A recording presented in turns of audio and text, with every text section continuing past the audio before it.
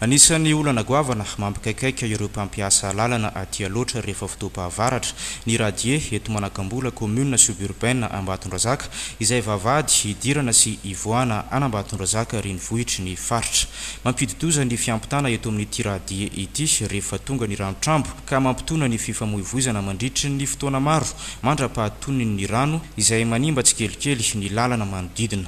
Amin'izao fotoana izao dia misy ny asa izay tontosainy avy ao anivon'ny fiadidina ny faritra aloatra Mangoro mba mahana vonjomaika ny olana. Tsorina zany ny asa atao eto dia fanalalana ny lalan'ny rano.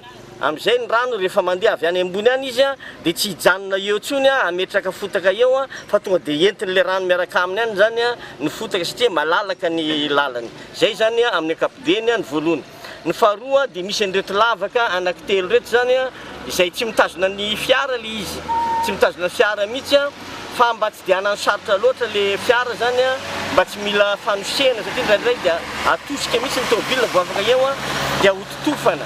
Vonjomaika zany izy io hototofana reo lavaka anankitelo reo mba ahafahana ny lalana zany izotra araka ny tokony izy ny fiara zany. Tsara ihany moa ny manamarika fa efa nisy tetikasa ny volavolain'ny commune suburbaine Ambatondrazaka nijerena manokana ny radien'ny Manakambolo izay efa novatsiny ny faritra aloatra Mangoro vola talohany izao asa izao.